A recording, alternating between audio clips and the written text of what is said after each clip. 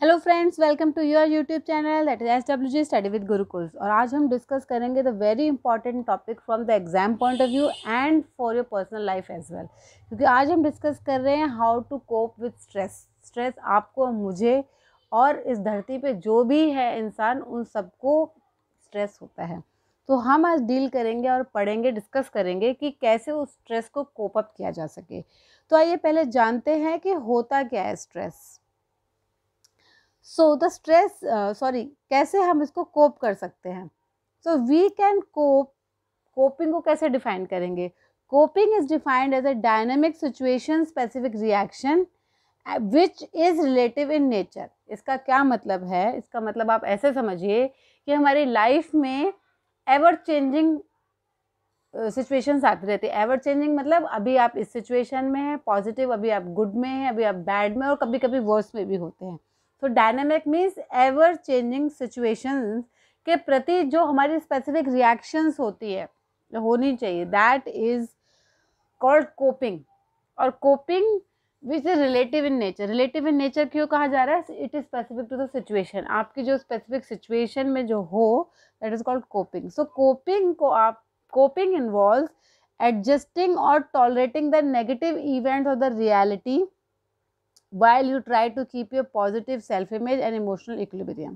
अब यहाँ पे दो तीन चीज़ें बोल रहे हैं कि एक तो आपको एडजस्ट करने की क्षमता हो, टॉलरेट करने की क्षमता हो, किसके साथ? नेगेटिव इवेंट्स के साथ, रियलिटी के साथ, और उसमें आप अपनी एक पॉजिटिव सेल्फ इमेज रख पाएँ। अब ये नहीं कि आप टॉलरेट तो कर पा रहे हो बट आप गुस्से में हो, आपको साइकोलॉजिकल प्रॉब्लम हो रही है, आप चिल्ला रहे हो, आपको हेट्रेड हो रही है, नेगेटिव फीलिंग्स हो रही है, और आपका इमोशनल इम्बैलेंस हो रहा है। सो हमें एडजस्टमेंट और जो टॉलरेंस है इस तरीके से होनी चाहिए कि हम पॉजिटिव रहे, हमारी इमेज पॉजिटिव रहे, और हमारा इमोशनल स्टेबिलिटी रहे, इमोशनल बैलेंस बना रहा है, और इमोशनल इक्विलिब्रियम बना रहे, जिसकी वजह से हम एक फुल्ली पोटेंशियल ह्यूमन बीइंग होकर काम कर सके according to our potential. So the psychological stress is associated with negative life. Negative event, देखो जब हमारी लाइफ में पॉजिटिव होते हैं तब कुछ करने की जरूरत नहीं होती है। अगर आपको अब क्लास में फर्स्ट आए हो, आप हैप्पी होंगे, आपको कॉलेज में कोई अवार्ड मिला, आप खुश होंगे, वो कोई प्रॉब्लम की बात नहीं होती। बट कुछ नेगेटिव हो जाता है आपकी लाइफ में, आप फेलियर हो जाता है, रिजेक्शन हो जाता है, और may be loss of job और लॉस ऑफ लव्ड वन, तो ये जो है साइकोलॉजिकल स्ट्रेस का कारण बन जाता है, और उस टाइम जो है हमें कोपिंग की आवश्यकता होती है। अब मैंने यहाँ पे एक बहुत इंपॉर्टेंट चीज़ कही, एडजस्टिंग और अडेप्टेशन। तो अडेप्टेशन, यहाँ पे एक चीज़ समझने की ज़रूरत है कि कभी कभी पॉजिटिव चेंजेस में भी अडेप्टेशन की ज़रूरत होती है। जैसे कि कुछ चेंजेस आते हैं, मैंने अब डायनेमिक चेंजेस की बात करी ना, अभी जैसे कि चेंजेस होते हैं, मैरिज हो जाना या चाइल्ड हो जाना, that can also be stressful, है ना। तो उस टाइम में भी अडेप्ट कर पाना, अभी ये ना बच्चा होना, शादी होना, एक पॉजिटिव चेंज है, नेगेटिव चेंज तो नहीं है, बट इसके साथ भी लोगों को प्रॉब्लम हो जाती है, किसी किसी को अडेप्ट होने में प्रॉब्लम हो जाती है। मान लीजिए इन लॉ सपोर्टिव नहीं है, या बच्चे को कोई डिजीज़ है जिसकी वजह से मदर स्ट्रेस में चली गई है, तो कभी कभी क्या होता है, पॉजिटिव चेंजेस होते हैं लाइफ में, तब भी अडेप्टेशन की ज़रूरत हो जाती है।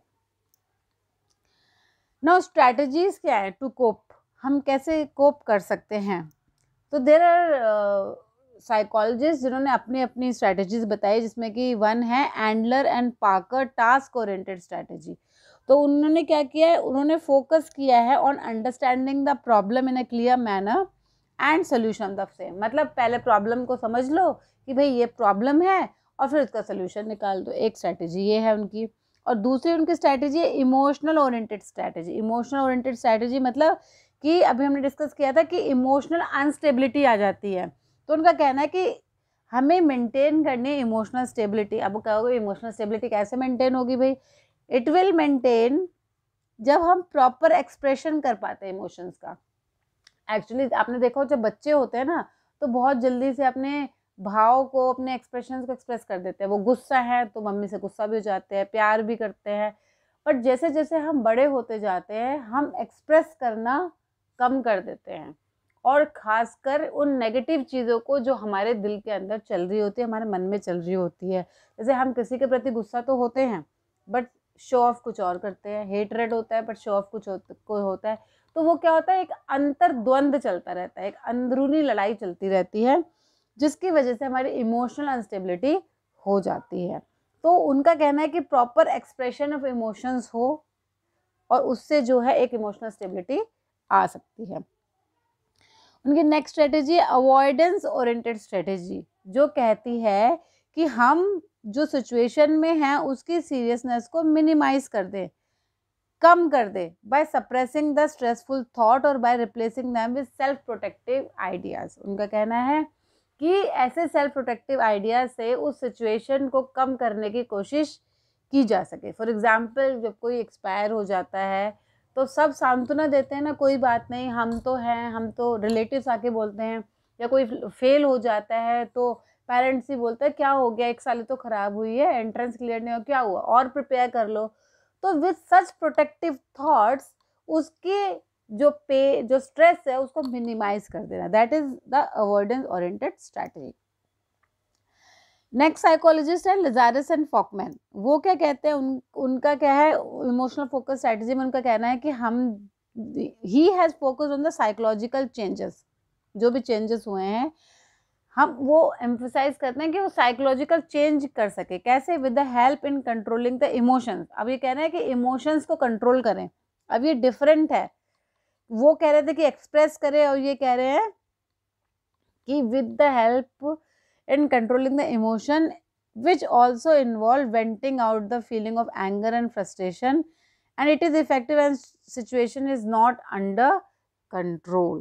अभी दो चीज़ें कह रहे हैं, ये कह रहे हैं कि कह रहे हैं कि पहले तो उन्होंने फोकस किया है कि जो साइकोलॉजिकल चेंजेस आएंगे वो आएंगे with the help of controlling the emotion, and which also involve कि हम अपनी जो फीलिंग्स ऑफ एंगर और फ्रस्ट्रेशन है उसको वेंट आउट करें, बट वेंट आउट ऐसे करें इन ए कंट्रोल्ड सिचुएशन। ये नहीं है कि बस किसी से लड़ने लग जाओ, गुस्सा है तो उससे गुस्सा करके लड़ ही रहे हो। So it is effective when situation is not under control. Next is the problem focus strategy, which focused on reducing the threat with the situation can cause with the help of increasing the person's knowledge and self awareness about the problem। इसमें क्या है, जो हमें threat लगती है, danger लगता है एक पर्टिकुलर सिचुएशन से, उसको कम कर सके। एंड उसको कैसे कम करेंगे? पर्सन को नॉलेज दो और सेल्फ अवेयरनेस कराओ अपनी प्रॉब्लम से। जैसे कि मान लीजिए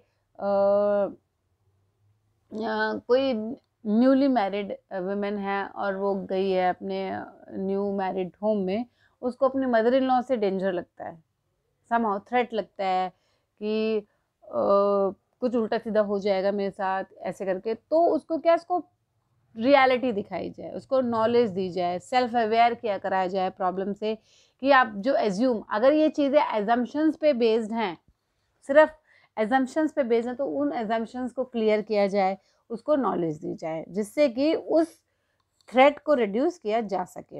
and it is also effective when situation is are control. अब ऐसा नहीं है कि उसको सारे घर वाले मिलके डोमेस्टिक वायलेंस हो रहा है, उसको पीट रहे हैं सब, और उसको कहा जाए कि नहीं आप ऐसा प्रॉब्लम नहीं है और ऐसा सेल्फ अवेयर करो, वो सिचुएशन आउट ऑफ कंट्रोल है, उसमें ये काम नहीं करेगा। That comes when the problem is in the control, when it is in the mild form में है, तब जाके, एंड वो जो है उसके पीछे कोई तथ्य नहीं है, लॉजिक नहीं है, तब ये चीज़ काम करती है। With that comes with the stress management technique. Now stress management technique आपको बहुत सारी चीज़ें मालूम भी होगी, but we will cover it. Relaxation techniques में आता है डीप ब्रीदिंग एक्सरसाइजेस, जो कि उन सिम्टम्स को कम करती है, जैसे कि बीपी और हार्ट रेट, है ना। अगर रिलैक्सेशन एक्सरसाइज करते हैं, डीप ब्रीदिंग एक्सरसाइज करते हैं, आजकल हर डॉक्टर, किसी के पास भी जाओ, गायनेकोलॉजिस्ट हो या फिर आपका कार्डियोलॉजिस्ट हो, मेडिकल स्पेशलिस्ट हो, वो सब बोलेंगे भाई स्ट्रेस रिड्यूस करो। बीपी और हार्ट वाले पेशेंट को तो ज़रूर बोलेंगे, उनको बोलते हैं डीप ब्रीदिंग एक्सरसाइज करिए। Next is the meditation. Meditation तो research, more of research have been done कि वो मेडिटेशन क्या करता है। युगों से ऋषि महर्षि सब करते आए हैं, which increases your focus, attention, and एक नया कॉन्शियसनेस लेवल आता है, जिससे कि आप अपने अंतर्मन से रिलेट हो पाते हो, which reduces your stress. Exercise further reduce your BP, heart rate. आपके इम्यूनिटी को बूस्ट करता है, आपके ब्लड शुगर लेवल्स को बूस्ट अप करता है। Effective exercise like swimming, running, cycling, ये सब जो है स्ट्रेस को रिड्यूस करता है। क्यों रिड्यूस करता है? बिकॉज गुड, जब आप कोई भी फिजिकल वर्कआउट करते हो you feel good. Why? Because it in the body it secretes the good feeling hormone, जिनको कि आप एंडोर्फिन्स भी कहते हो। And the other stress management techniques are like creative visualisation. Creative visualisation में क्या होता है? Imagination. When you are under stress, just close your eyes and imagine that you are in at beach, you are in mountains, you are in hilly areas, अच्छा अच्छा आप सोच रहे हो, imagine कर रहे हो, and this reduces your stress. That is called visualization. CBT and biofeedback में क्या होता है? CBT that is cognitive behavior therapy, उसमें आप logics like cognitive means आप अपना mental क्षमता को यूज़ कर रहे हो, मेंटल प्रोसेस को यूज़ कर रहे हो एंड बिहेवियर के साथ रिलेट कर रहे हो कि क्या ये लॉजिकल था जो बिहेवियर आपने शो किया। आपने जो है और बॉस ने आप पे गुस्सा किया, बट आप बॉस को वापस कुछ नहीं कह सकते, तो घर पे आके आपने अपनी बेटी को थप्पड़ मार दिया, तो इज इट लॉजिकल? तो ये सब चीज़ें हैं when you relate your behaviour with your cognitiveness and आप लॉजिकली रैशनली सोचते हो एंड फिर जो है आप अपने बिहेवियर में चेंज लाते हो which reduces your stress. That is this CBT. Now how you can promote your positive health and well-being, which is very important. अब यहाँ पे ये सोचने वाली बात है कि एक recent study का मैं आपके साथ जिक्र करूँगी। स्टडी एक जो है done by the कोसाबा, उन्होंने कहा था there are people who experience a high level of stress, but उनका illness कम होती है, उनको नहीं होती है, because they have very high level of commitment, control, challenge, and उन पर्सनैलिटीज़ को कैटेगराइज किया जाता है ट्रेड्स ऑफ हार्डनेस, जैसे कि army personnel, CRPF, police, doctors, nurses. अब ये कहते हैं कि इनमें इतना कमिटमेंट, कंट्रोल होता है क्योंकि ये लोग हमेशा 24/7 इंटू 365 डेज हमेशा ये स्ट्रेस में रहते हैं, है ना। In spite of it they have commitment, they have control, they have challenge. तो ऐसे लोगों को क्या कहा जाता है कि स्ट्रेस बहुत हाई है but in spite of it illness इतनी एग्जिबिट नहीं होती है। तो ऐसे लोगों की पर्सनैलिटीज को क्या बोलते हैं? Personality traits of hardness. Now अब ऐसी पर्सनैलिटी सबकी तो होती नहीं है, so there should be some life skills जो कि हमें हेल्प करें प्रॉब्लम्स के साथ अडेप्ट करने में या डील करने में। तो वो क्या लाइफ स्किल्स है वो हम डिस्कस करते हैं। तो first life skill is the time management. Time management में lots of books have been written कि अपना टाइम कैसे मैनेज किया जा सके, बट घूम फिर के दो ही चीज़ आती हैं। आप 24 घंटे में सब कुछ नहीं कर सकते। आप क्या कर सकते हो? जो आपकी प्रायोरिटी है एंड जो आप एग्जीक्यूट कर सकते हो। जो आपकी प्रायोरिटी है वो आप पहले करोगे। अगर आपकी हेल्थ प्रायोरिटी है तो पहले आप सुबह उठ के योगा करोगे, मेडिटेट करोगे, रनिंग करोगे, साइकिलिंग करोगे, राइट। तो प्रायोरिटाइज योर हेल्थ फर्स्ट, है ना। और हेल्थ में सिर्फ ये नहीं आता physical health, your mental health it's important. So time management में सबसे पहले आप प्रायोरिटी किसको रखेंगे? अपनी हेल्थ में रखेंगे ताकि आपको स्ट्रेस कम हो। क्योंकि अगर टाइम मैनेजमेंट रहेगा तो आपको ये नहीं होगा कि आप लेट हो गए। सुबह जल्दी उठोगे तो टाइम ऑफिस में टाइम पे पहुंचोगे, लेट उठोगे तो लेट जाओगे कॉलेज, ऑफिस, जहाँ भी जा रहे हो, और फिर वहाँ पे आपको सुनना पड़ेगा, बॉस बोलेगा, टीचर बोलेगा। So that is also a stress. ये छोटी सी चीज़ है but it plays a very important role. Next is assertiveness. Now assertiveness क्या है? Expressing of your opinions confidently. मतलब अगर आप किसी चीज़ के लिए यस फील करते हो तो उसको कॉन्फिडेंटली यस बोलिए। अगर नो, दैट मीन्स नो बोलिए। ऐसा नहीं कि आप फील तो नो करते हो और बोल यस रहे हो, तो ये कॉन्फ्लिक्ट हो जाएगा ना अंदरूनी। आपने बॉस ने डाल दिया आपको ये भी करना है, आपने प्रमोशन के चक्कर में बोल दिया हाँ सर ये भी कर लूँगा, वो भी कर लूँगा सब, पर हो नहीं पा रहा है क्योंकि टाइम तो उतना ही है। तो जब आप नहीं कर सकते तो नो बोलिए, don't hesitate, and no means no, ठीक है। सो इसको कम्युनिकेट करना चाहिए विद हाई सेल्फ कॉन्फिडेंस के साथ। Next is the rational thinking. Rational thinking मतलब एक organised manner of thinking process हो जहां आप अपनी पॉजिटिव और नेगेटिव थिंकिंग को डिफरेंशिएट कर सकें। अब ऐसा नहीं है कि एक पर्सन को सारे टाइम पॉजिटिव थिंकिंग आती है और सारे टाइम नेगेटिव थिंकिंग आती है। नो, हमारी थिंकिंग हमेशा चलती रहती है। जब आप सोचो कि आप कुछ भी ना सोचें, ऐसा होता नहीं है। हमारी थिंकिंग वेव्स में ऊपर नीचे कुछ ये अभी ये अभी ये अभी ये चलता रहता है। सो रैशनल थिंकिंग मतलब हमें पता होना चाहिए हमें कब एक्ट करना है, कब नहीं एक्ट करना है। इम्पल्स में कोई भी एक्शन नहीं लेना होता है। जब हम पॉजिटिव सोच रहे हैं तो हमें अवेयरनेस होनी चाहिए कि अच्छा ये पॉजिटिव है, हम ये करेंगे। अब जब नेगेटिव थिंकिंग, आपको बहुत गुस्सा आ रहा है, ये आ रहा है, और तब आप सोचो अच्छा मैं बताता हूँ बॉस को, अब बताता हूँ टीचर को, तब ये जो है काम नहीं करेगा। That will become a stress for you. और जो प्रॉब्लम और जो लाइफ स्किल्स हैं वो दैट इज अवॉइडेंस। अवॉइडेंस में नेगेटिव लोगों को अपने से दूर रखो। नेगेटिव एंड टॉक्सिक पीपल जो 24 आवर्स चुगली करते रहते हैं, इधर से इधर की लगाते रहते हैं, एंड आपको पता भी होता है, इन स्पाइट ऑफ इट आप सुन रहे होते हो, तो cut toxic people from your life. Procrastination नहीं कीजिए, आज का काम कल पे नहीं डालिए, क्योंकि जो आज गया है वो कल नहीं रहेगा। सिमिलरली जो बीत जाता है वापस नहीं आता, तो इसलिए प्रोक्रेस्टिनेट नहीं कीजिए, आज का काम आज ही करिए, कल पे मत डालिए। सेल्फ केयर कीजिए, ग्रूम करिए अपने आप को, है ना, and try to develop relationship with others. Relationship which you should have good interpersonal relationship. Give respect so that you will give respect. अब ऐसा नहीं कि आप दूसरे को रिस्पेक्ट नहीं कर रहे हो एंड यू आर थिंकिंग कि आपको मिलेगा, so these things doesn't work. Give respect, take respect and maintain IPR with your at work place, at college, at family, आप कहीं भी हो। नाउ हाँ, सो यहाँ पे when we talk about the promotion of positive health, अब positive health पे भी सेपरेट क्वेश्चंस आ जाता है, तो how will you write. So positive health को समझने के लिए ज़रूरत है कि पॉजिटिव हेल्थ होता क्या है।